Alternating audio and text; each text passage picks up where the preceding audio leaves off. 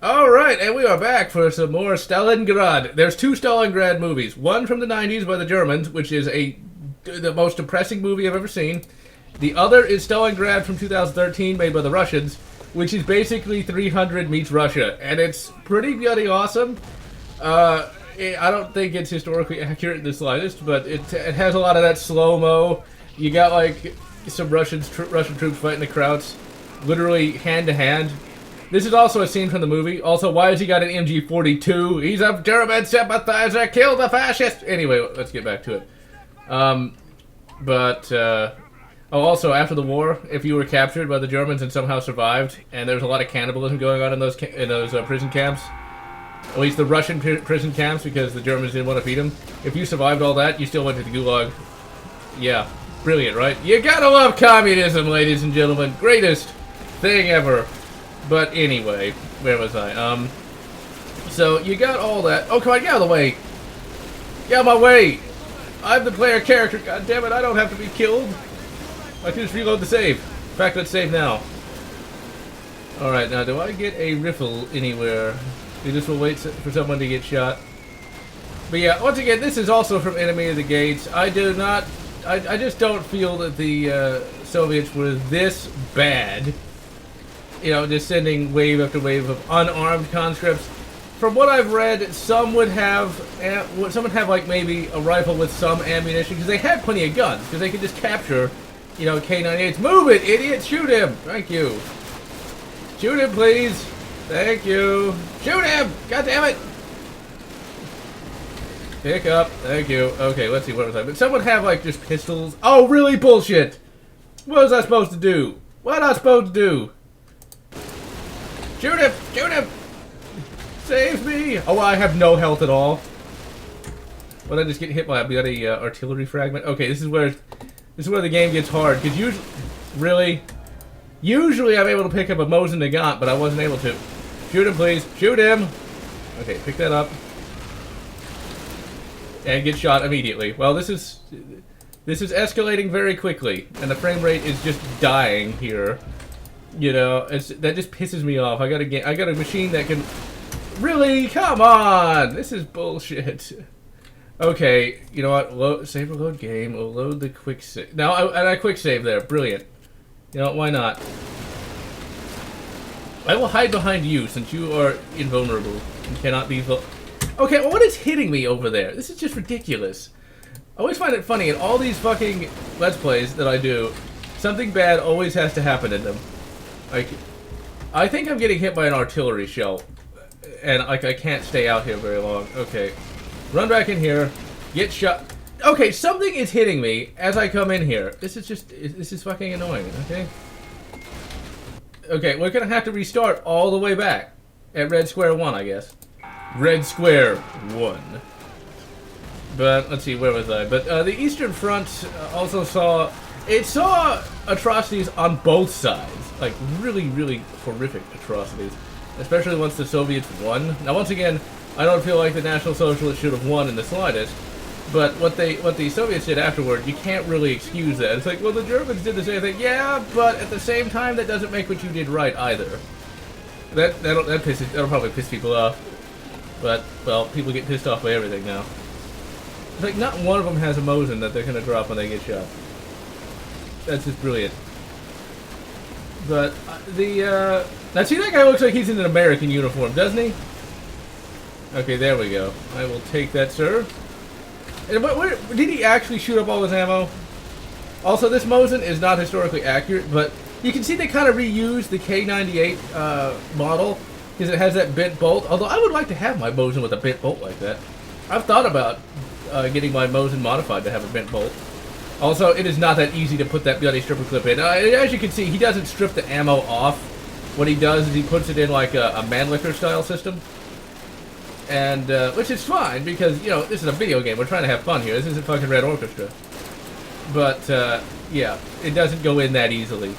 Now, I've seen some people put him in pretty easily, though. Oh, he was throwing a grenade. Save. Why don't we pick up his fucking MP40? But, some people can get those, stripper clips in easily. I never could. My stripper clips, I got 5 of them.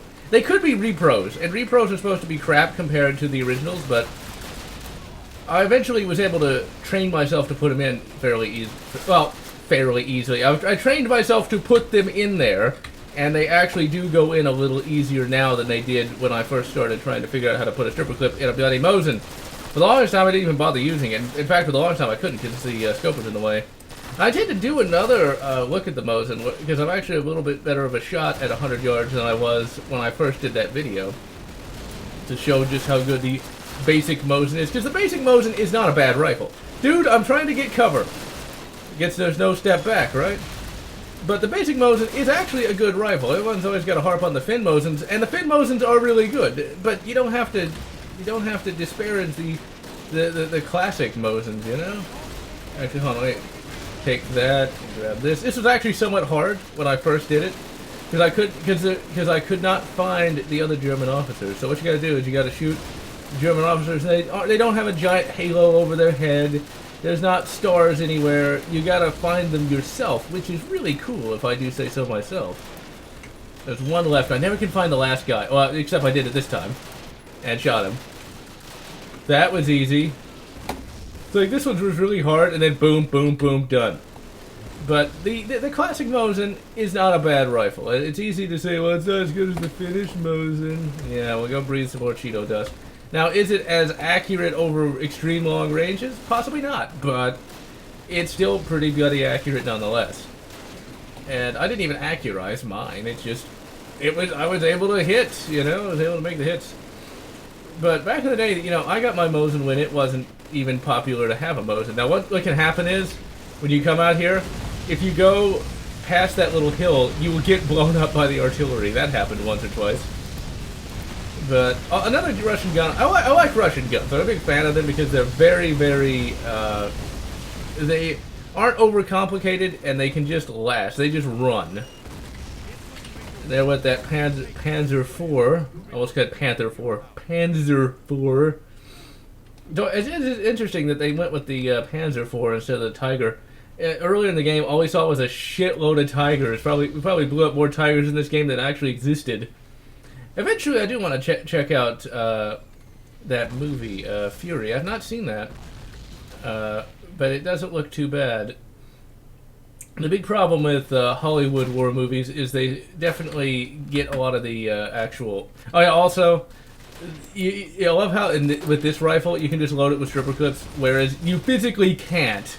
You know, you physically cannot do that with a scope like this in real life. In IRL, man. But let's see, where was I? This is not quite as egregious as the Springfield rifle in Resident Evil 4 that's reloaded with stripper clips with the scope on, and it fires 223. What? But see, to me that's funny for a number of reasons. All right, so it reloads with 223s, right? But, and this is a big one. Okay, who's shooting at me? I think he's over here. No, he's over here. I'm overthinking it. But yeah, it's like it's egregious, yeah. But oh, there he is. I see you, you bastard. But they got the Red 9 right, and the Red 9 was to me the best weapon in the game, and I always wanted a Red 9, especially one with a stock, because that's so cool. Eventually, I do want to get me a pistol caliber carbine because I do not own one of those yet. I think the pistol caliber carbine I'm gonna get is the high point carbine. I know there's ones that I know people don't like. Wait, Zaitsev, he actually existed. He actually took some damage.